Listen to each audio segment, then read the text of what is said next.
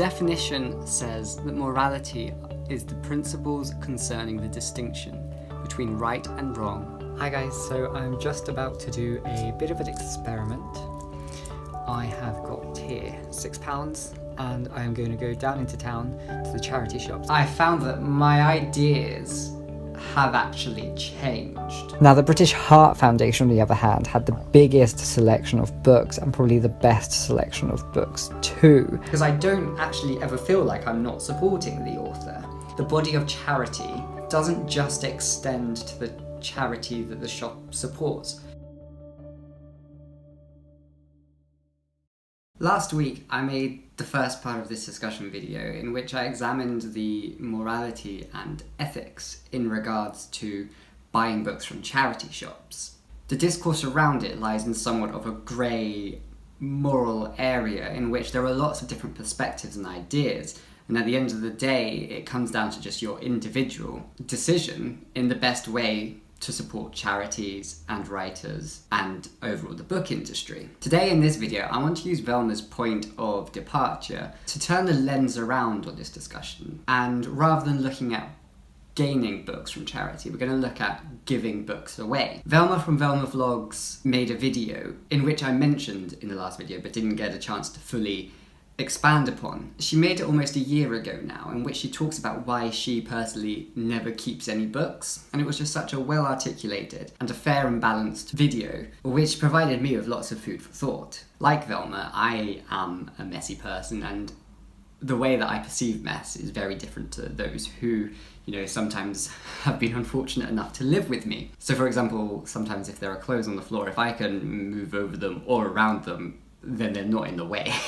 It is ultimately a bad habit, but it's also just the way that I kind of perceive and value space. So then also, on the one hand, I do like to collect things, and unlike Velma, I tend to bond a lot with the objects that I do collect. I tend to value more the story that's behind the item, whether it's something that means a lot to me when I bought it or something that somebody's given to me, and I kind of connect with that story and therefore the object itself, which tends to make it difficult for me to give up or to give that thing away. However, on the other hand, for the past 5 years, I have been travelling a lot and living in lots of different places, so therefore I've been living ultimately with only 23 to 26 kilograms worth of stuff, because that's all the airlines allow in my baggage. So living out of a suitcase for 5 years has kind of created this sense of impermanence with a lot of things that I tend to buy, which kind of heightens my sense of value of objects. In some ways, you know, the things that mean a lot to me tend to mean a lot more to me,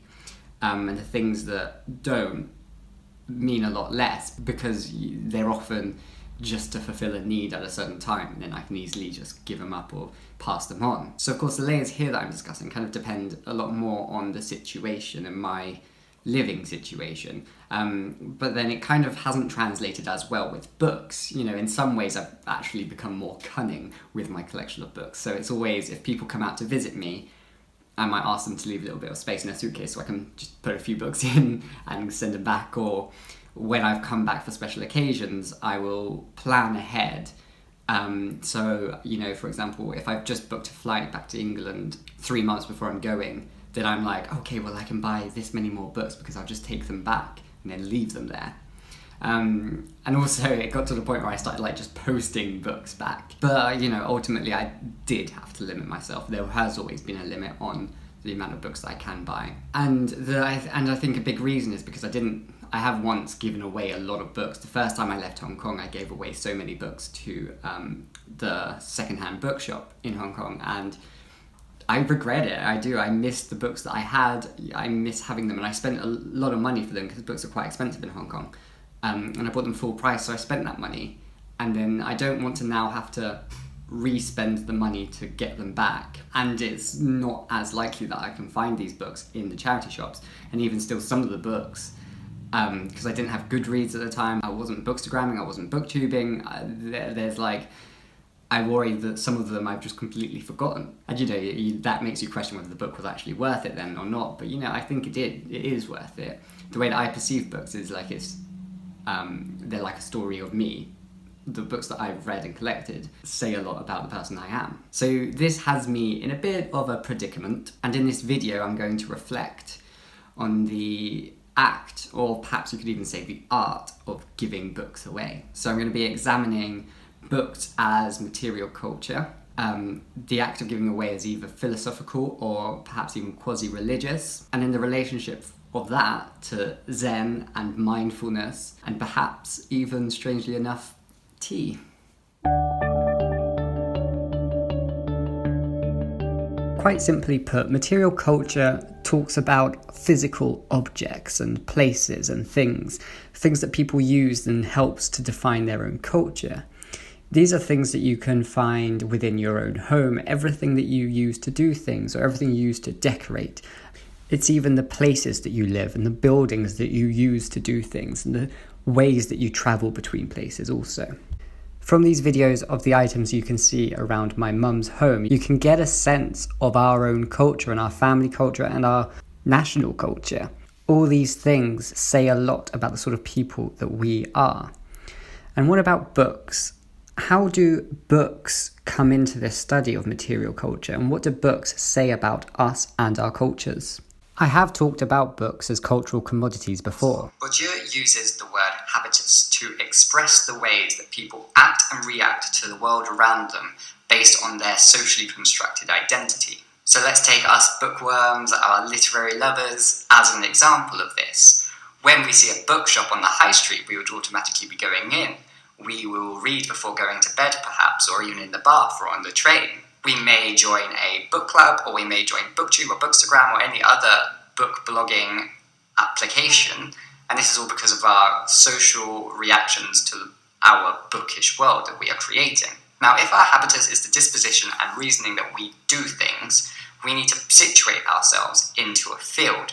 Now, the field is the social structure within which you move around and your placement on the social ladder of this structure. In that previous clip, and in the video from which that clip is from, I talk about books as how they have been exploited by publishing companies and created as cultural commodities. So now what I'm going to do in this video is kind of twist it a little bit and look at how books can represent a material culture. However, to do this, I think we need to sort of redefine what we perceive as culture. Usually culture is very much believed to be the place that you are from, your national identity, your cultural heritage. However, if we look at books, we're going to need to change that. Books have become so much more globalized. They're so much more accessible all around the world, and access to translated fiction and English fiction everywhere else. Books become international, and so to look at it as a national culture seems a little bit wrong in this sense. So what sort of culture is told through books? We can look at the culture of education. How does your education affect the way that you perceive books? We can look at the culture of access to books. How does your culture sort of give you access to books, and then how do you consume them? You can look at the culture of socializing around books. For example, here on BookTube is a form of culture. And then you can also look at the culture which helps you to learn about books. Where do you find out what books are good and what books are bad? Where do you hear about the latest releases for books? These are all parts of culture which aren't necessarily bound by location. They're bound by other backgrounds that build up your own personal culture. So now what I'm going to do is I'm going to look at my own personal books as material culture that define me, and examine them using the one and only autoethnography. I've used autoethnographic methods before in an essay to examine how books make up my identity. I say, as an avid literature reader and writer and cinema goer, my art probes would naturally take on the form of books, films, audiovisual experiments, and various other writing formats. It is through this that I shall structure my final phase of the deconstruction, by measuring and analysing my position as a creative through the books that I have read and the films I have watched, which build up the library of myself. I am interested to remove myself from this library and examine some of the people whose words are its foundation and how my creativity is both inspired and built up by the work of others, and what this says of the sort of person I am and could be. In that essay, I then went on to use 4 main storytellers to help prove my point and to help discuss myself through their voices also. And so that was just a brief glimpse and a brief opportunity for me to reflect upon how different voices affect my academic voice and how I would like to work as a cultural analyst. However, now let's take a look here at the bookshelf behind me to get a sort of greater sense of how I use books to help construct my identity. On these shelves, I have sorted out my books kind of loosely based on genre and then kind of alphabetized them. So at the top here I have my sort of YA books, and then down here I have my fantasy books, but there is a lot of crossover between these two. I'm not 100% sure of the way that I did actually end up splitting them and how did I choose which goes which. I think it's more just about the case of where they fitted. And then down here, which you can't really see so well, I have my literary fiction and my adult fiction on the shelf. So here's just a brief example. You've got the Little Buddhist Monk, The General Theory of Oblivion, The Power, Nightwood, Under the Jaguar Sun, and The Alchemist. And then beneath that, there's another shelf where I've got my Harry Potter collection, or I've got books that my mum thought were mine, but they're not, but I put them there anyway. And I've got my non-fiction down there also. So I think if you look at the genres, there is a very specific sense of identity there, and it is something that I am trying to work on, is trying to expand this identity and expand my tastes in reading. And I think this year definitely has given me the opportunity to do that. I think what's also important is the fact that I actually have shelves to put my books on. I haven't had shelves for a long time, and it was only before I moved to Sweden that my mum actually removed her books from the shelf, or her husband's books from the shelf, and then gave me the space to put mine on and to store them, which I think says a lot about kind of a person's roots and a person's sense of belonging to a place. There's something very special about having a bookshelf, because you actually feel it gives you that sense of permanence, which I haven't had for quite a while.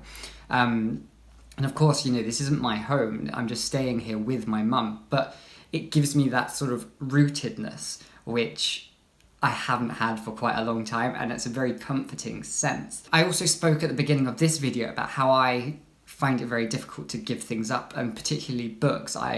The one time I did do it, I really regret doing that, and it's not something that I want to do again. And a part of that is because I think every book that I've read, says something about me and has a little bit of me within them. The voices of the books create the voices of my own personal history and my own personal story.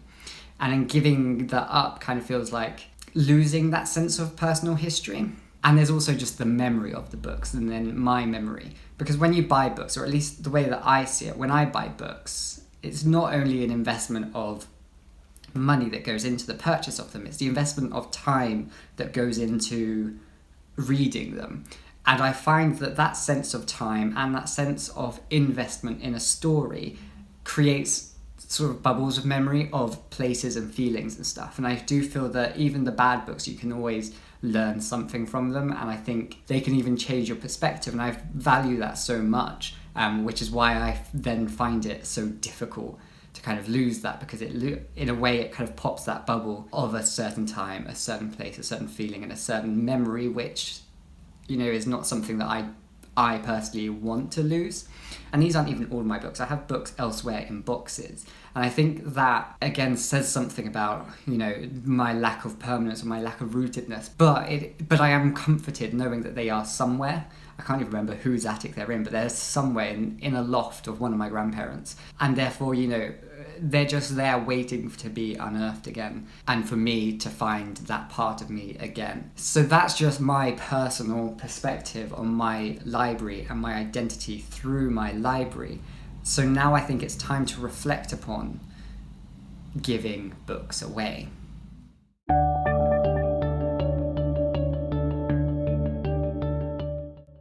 So a couple of years ago, probably only last year, I read The Secret Magic of Tidying Up. that's terrible. This is what happens when it's unedited. It was the Konmari method by Marie Kondo, and it was a massive hit across the internet, across the book community, and it was a manual by a Japanese home organiser called Marie Kondo, which was all about a philosophy for your home, about how to organise, how to keep tidy, and the relationship you have with your belongings. I'm not going to say that it changed my life.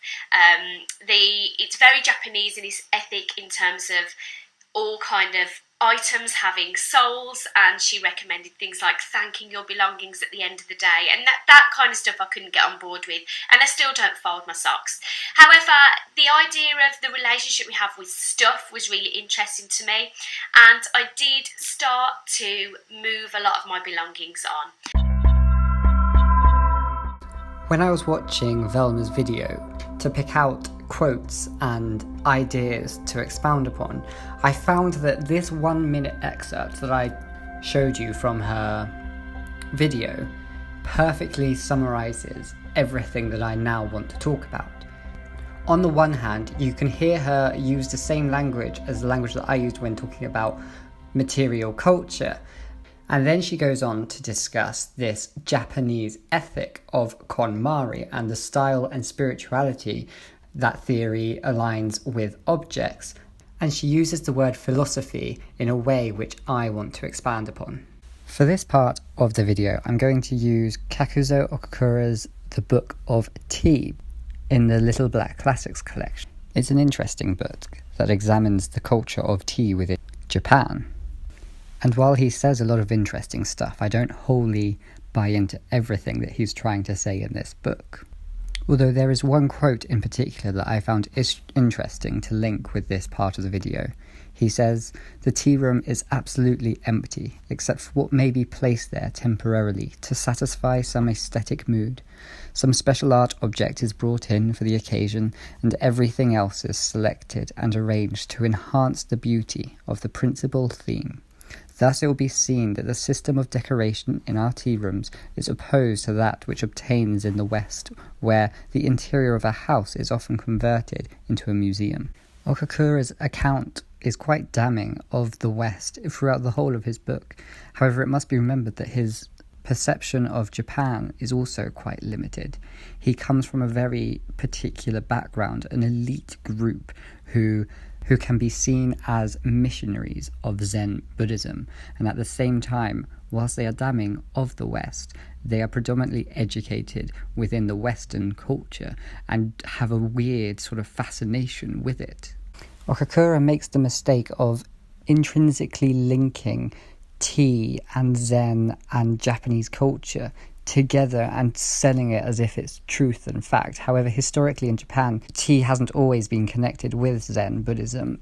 And from a material cultural perspective, tea itself is not connected with these things. What it is that Okakura is actually talking about is the ritual of the tea ceremony. Looking at the Konmari website, there are some similarities in the language that they use to Okakura's work, in that they say, based on Japanese value. However, it is made clear that Konmari is a philosophy, a way of thinking, a way of producing knowledge, and an understanding of their reality. But if anything, it's more like a ritual.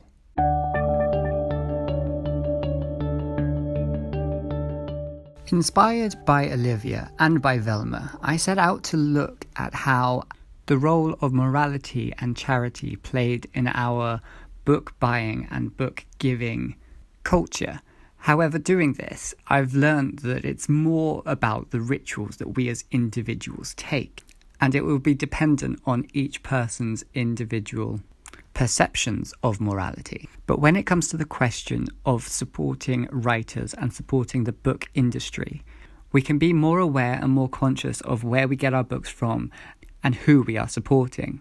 Dependent on your area and your background, you may be able to buy books from an independent bookshop, or you may have to rely on the charity shops. The bigger branded discount bookshops are often not the best place. However, sometimes they could be all you have. For example, the Works.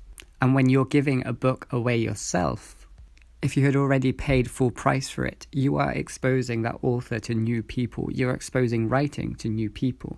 And in a way, that is benefiting the reading society. But I do want to leave you with one final thought, and that is a blog post from Kenilworth Books called Publish and Be Damned, which you'll find linked below.